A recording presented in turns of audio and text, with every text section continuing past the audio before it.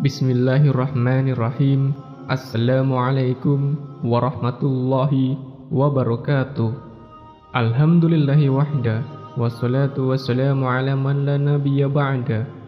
Sahabat ashabul jannah yang dirahmati Allah subhanahu wa ta'ala, sebelum saya kisahkan tentang kisah Nabi Adam alaihi salatu wassalam, tentu sebelumnya Allah subhanahu wa ta'ala telah menciptakan makhluk pertama namanya Aras.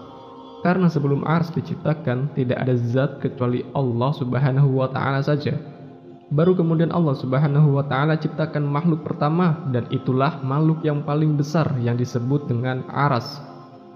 Tapi para ulama akidah mengatakan bahwa makhluk yang pertama kali diciptakan adalah Aras, kemudian Qalam.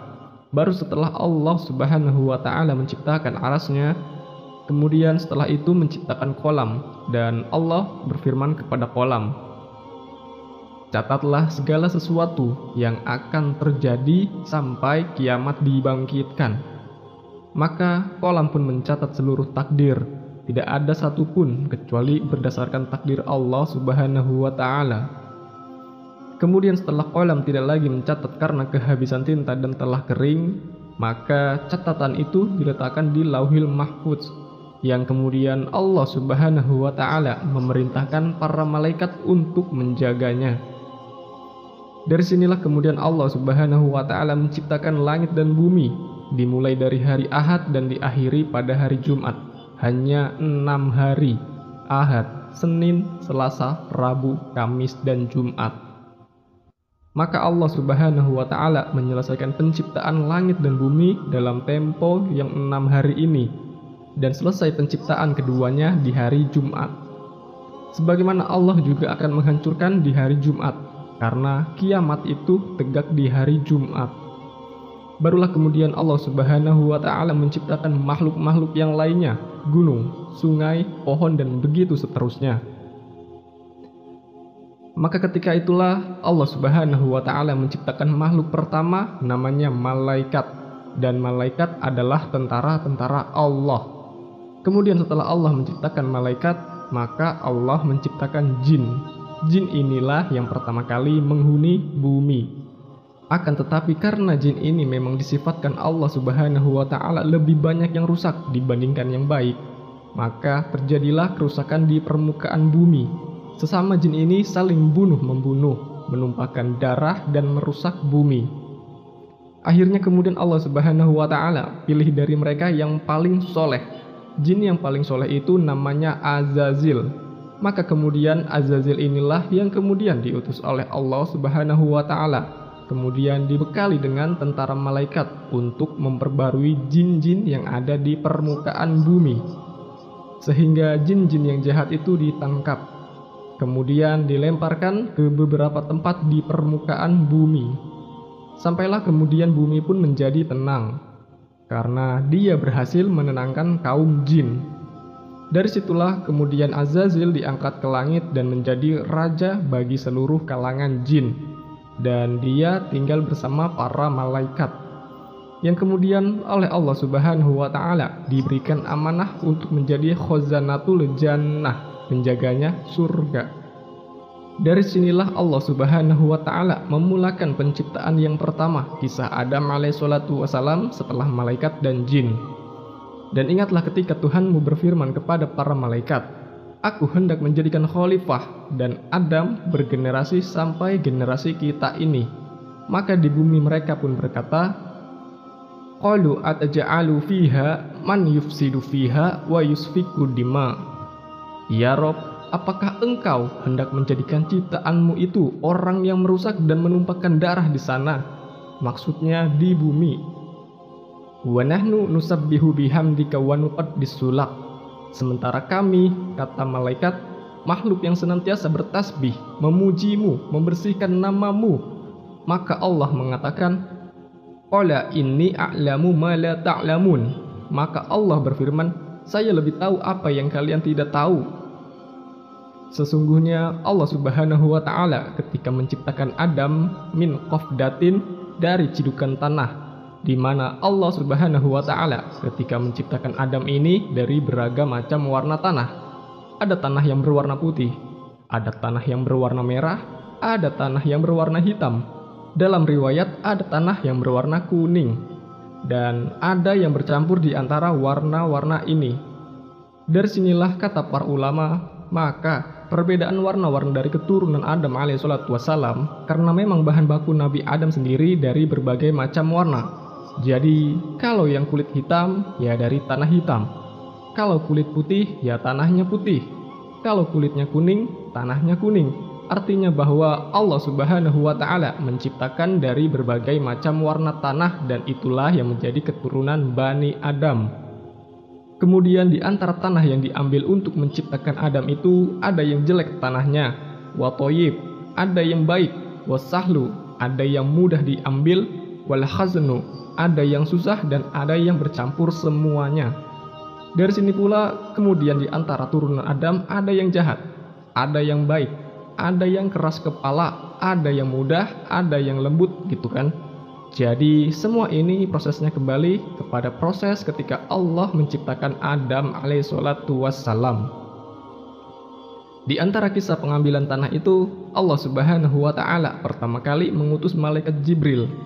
Jadi Allah itu utus malaikat Jibril untuk mengambil tanah yang ada di bumi. Tapi bumi menolaknya dan berlindung kepada Allah Subhanahu wa Ta'ala dari Jibril agar dia jangan sampai mengambil tanahnya. Akhirnya Jibril pun tidak bisa dan kembali kepada Allah. Kemudian Allah Subhanahu wa Ta'ala mengutus Mikail, sama bumi pun berlindung kepada Allah dari Mikail dan tidak diizinkan untuk mengambil tanahnya. Akhirnya Allah Subhanahu wa Ta'ala mengutus Malakul Maut, malaikat kematian. Ketika bumi berlindung kepada Allah Subhanahu wa Ta'ala, maka malaikat maut pun mengatakan, "Wa ana a'udzubillahi an arji." Sebagaimana engkau berlindung kepada Allah agar aku tidak mengambil tanahmu, maka aku pun berlindung kepada Allah, aku tidak akan kembali kepada Allah sampai ku ambil tanahmu. Akhirnya berhasillah malaikat maut mengambil berbagai macam tanah yang disebutkan di atas dan kemudian diangkat ke langit. Lah dari tanah ini kemudian akhirnya Allah Subhanahu wa Ta'ala menciptakan dengan tangannya. Dan ini ada hikmah kenapa Allah menciptakan Adam dengan tangannya, supaya iblis tidak bisa sombong di hadapan Adam. Karena iblis tidak diciptakan dengan tangan Allah, iblis itu diciptakan dari ujung nyala api. Maka kemudian ketika Allah Subhanahu wa Ta'ala menciptakan Adam, Allah mulai membentuk Adam alaihissalatu wassalam dengan sebaik-baiknya bentuk yang tidak sama dengan makhluk yang lainnya. Sesungguhnya Allah menciptakan manusia itu sebaik-baik bentuk. Ketika Allah Subhanahu wa Ta'ala mulai menciptakan Adam alaihissalatu wassalam, dibentuknya sedemikian rupa, maka Allah Subhanahu wa Ta'ala membiarkan Adam yang belum ada ruhnya itu, ada yang mengatakan selama 40 tahun dibiarkan. Artinya sampai betul-betul mengering. Nah, dari sinilah ketika malaikat melihat Allah Subhanahu wa Ta'ala menciptakan makhluk yang gharib bagi mereka, aneh bagi mereka, disinilah malaikat datang menghadap Allah dan mengatakan, "Ataj'alu fiha may yufsidu fiha wa yusfiku dima wa nahnu nusabbihu bihamdika wa nuqaddis lak." Ya Rob, apakah engkau akan mengulang 2 kali menciptakan makhluk yang akan merusak bumi, menumpahkan darah, sementara kami adalah makhluk yang terus bertasbih memujimu? Kenapa malaikat bisa ngomong seperti ini? Karena malaikat punya pengalaman dengan bangsa jin.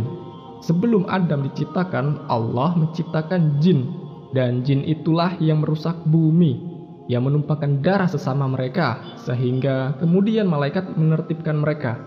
Karena malaikat punya pengalaman dengan jin, makanya dia datang menghadap Allah dan bertanya, "Ya Rob, apakah engkau akan menciptakan makhluk lagi yang akan rusak dan menumpahkan darah?" Makanya Allah Subhanahu wa Ta'ala mengatakan, "Ini a'lamu ma la ta'lamun." Lah saya ini yang menciptakan, lebih tahu dibandingkan engkau. Barulah kemudian malaikat paham, dari turunan Adam ini ada yang menjadi para nabi dan rasul. Terkadang tingkatan mereka di atas para malaikat. Keluarlah para syuhada, keluarlah orang-orang soleh, keluarlah para siddiqun. Itulah kata-kata saya lebih paham dari apa yang kalian tidak tahu. Sementara iblis beda pula dia. Ketika Allah Subhanahu wa Ta'ala menciptakan Adam, baru berbentuk patung yang mengeras tadi, belum lagi ada ruh, iblis ini bolak-balik, kemudian memegang-megang Adam. Kadang masuk dari lubang telinga, keluar dari lubang hidung, masuk dari lubang hidung, keluar daripada lubang dubur. Begitulah dia masuk keluar. Kemudian dia mengatakan di hadapan malaikat, "Kalau seandainya makhluk ini diserahkan kepadaku, kuhancurkan dia." Kemudian sampailah kepada waktu yang ditentukan, waktu yang menegangkan, ketika Allah hendak meniupkan ruh kepada Adam. Maka Allah Subhanahu wa Ta'ala memerintahkan para malaikatnya agar berkumpul.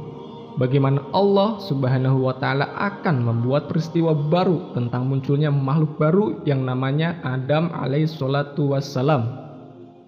Mulailah kemudian Allah Subhanahu wa Ta'ala meniupkan ruh kepada Adam alaihissalatu wassalam. Baru saja ruh itu sampai di tenggorokan, maka Adam alaihissalatu wassalam tiba-tiba bersin. Maka malaikat mengatakan, "Qul alhamdulillah." Maka kemudian Adam pun diperintahkan mengucap alhamdulillah.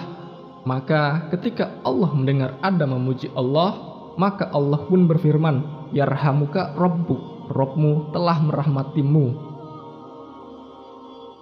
Sahabat ashabul jannah yang dirahmati Allah Subhanahu wa Ta'ala, kemudian ruh terus masuk ke dalam jasad Adam alaihissalatu wassalam dan mata pun sudah mulai melihat. Rupanya Adam alaihissalatu wassalam berada di surga. Maka ketika Adam, subhanallah, ruhnya sempurna, dari situlah kemudian Adam langsung memakan buah surga, dan seluruh buah surga dihalalkan untuk dimakan. Maka ketika Adam alaihissalatu wassalam sempurna menjadi manusia, birruhi wal jasad, ada ruh, ada jasadnya. Disitulah Allah Subhanahu wa Ta'ala memerintahkan malaikat untuk sujud kepada Adam. Maka Allah Subhanahu wa Ta'ala menggambarkan bagaimana malaikat ini tunduk patuh akan perintah Allah dan menghormat kepada Adam. Allah mengatakan, "Fasajadal malaikatu kulluhum ajma'un." Seluruh malaikat, bayangkan, tidak ada satupun malaikat yang luput. Seluruh malaikat sujud kepada Adam. Rupanya dari seluruh malaikat ini ada satu makhluk. Dia berdiri saja, dia tidak mau sujud, bahkan dia cenderung sombong. Kemudian makhluk ini ditanya oleh Allah Subhanahu wa Ta'ala, "Lima, kenapa engkau tidak sujud?" "Lima khalaqtu biyadai," terhadap makhluk yang aku ciptakan dengan kedua tanganku. Maka mulailah kemudian makhluk ini dia mengatakan, "Iya Rob, saya kan lebih baik daripada dia. Aku diciptakan dari api, sementara dia dari tanah." Dari situlah kemudian Allah Subhanahu wa Ta'ala marah kepada iblis. Subhanallah, inilah maksiat pertama yang ada di langit yang dilakukan iblis kepada Allah Subhanahu wa Ta'ala, menolak perintah Allah Subhanahu wa Ta'ala. Maka dari sinilah kemudian Allah melaknat iblis, melaknat selaknat-laknatnya, marah semurka-murkanya, "Hei iblis, keluar kau dari surga." Akhirnya kemudian iblis pun dikeluarkan dari surga dan diusir ke dunia, dikembalikan kepada asal penciptaannya jin, karena jin itu memang tabiatnya jahat. Maka Allah kembalikan iblis ke asal penciptaannya jin. Iblis itu bagian daripada jin yang melakukan kefasikan kepada perintah Robnya. Kemudian setelah iblis diusir, maka Adam pun berjalan di surga sendirian. Dari situlah kemudian ketika Adam alaihissalatu wassalam tidak nyaman hidup sendirian, kemudian dia pun tertidur. Tiba-tiba selepas bangun di sampingnya ada perempuan. Dialah Hawa, diciptakan dari tulang rusuk yang paling bengkok dari tulang rusuk Adam alaihissalatu wassalam. Maka Allah Subhanahu wa Ta'ala ketika telah menciptakan Hawa, maka Allah pasangkan Hawa dengan Adam. Ketika itulah Allah berfirman, "Uskun anta wa zaujukal jannah." Masuklah wahai Adam, ajak istrimu ke dalam surga, hiduplah di situ, makanlah sesukamu, tetapi wala taqraba hadhihi syajarah. Yang penting kau jangan dekat-dekat pohon ini saja. Subhanallah, Adam lupa dengan perintah Allah agar jangan makan buah dari pohon itu. Akhirnya kemudian Adam memakan buah dari pohon itu. Salah satu sebabnya Allah lupakan Adam akan perintah jangan mendekati pohon. Akhirnya dia pun mendekati pohon tersebut karena sebab lain, di mana iblis berhasil masuk ke dalam surga. Dalam riwayat Israiliyat, iblis ini dia menunggang masuk ke dalam jalan darah ular. Iblis kan sudah diusir dari surga. Iblis tidak mungkin masuk ke dalam surga. Tetapi iblis ini berhasil masuk surga lewat masuk ke dalam tubuh ular ini. Apakah Allah tidak tahu? Tentu saja Allah tahu. Gak mungkin Allah gak tahu. Tapi kenapa Allah biarkan iblis masuk ke dalam surga? Sekali lagi, karena ada hikmah di sini. Ada hikmah yang Allah Subhanahu wa Ta'ala kehendaki. Maka iblis pun berhasil masuk ke dalam surga. Maka kemudian dia pun menjelma sebagai manusia. Karena memang iblis itu bisa tasyakul. Jin itu bisa berbentuk siapapun sesuai kehendaknya. Dia bisa berbentuk manusia, sama dengan malaikat bisa tasyakul. Maka kemudian dia datang kepada Adam seolah-olah penasehat, seolah-olah orang baik, dan mengatakan, "Wahai Adam, kenapa Allah Subhanahu wa Ta'ala melarang tidak boleh mendekati pohon ini kecuali karena ada dua perkara. Antakuna malakaini, au takuna minal kholidin." Boleh jadi kalau engkau memakan buah larangan ini, kalian berdua akan Allah jadikan malaikat, atau Allah kekalkan di surga. Allah tidak mau engkau kekal di sini. Akhirnya mulai goyang Adam. Ketika iblis tidak sanggup mempengaruhi Adam alaihissalatu wassalam, akhirnya dia pengaruhi lewat istrinya. Kemudian juga Al-Imam Ibnu Katsir rahimakumullahu ta'ala dalam kitab Bidayah wa Nihayah menjelaskan bahwa Adam ini memiliki perawakan yang tinggi. Situna ziro'a, memiliki tinggi 60 hasta. 1 hasta itu setengah meter, berarti 60 hasta itu 30 meter. Itu tingginya Nabi Adam. Kemudian lebarnya 7 hasta, berarti lebarnya itu 3 meter setengah, tingginya 30 meter, dan memiliki usia yang panjang. Ketika Allah Subhanahu wa Ta'ala kemudian takdirkan bahwa Adam alaihissalatu wassalam memakan buah larangan, akhirnya Adam pun diusir oleh Allah dari surga. Qulnah bitu minha jami'a, kami katakan, keluarlah kalian semua, hei Adam, hei Hawa, keluar kalian dari surga. Maka di sini 3 makhluk diusir, iblis, Adam, dan juga Hawa. Mereka berjumpa di bumi. Ada yang mengatakan Adam diturunkan di India, sementara Hawa itu diturunkan di Mekah.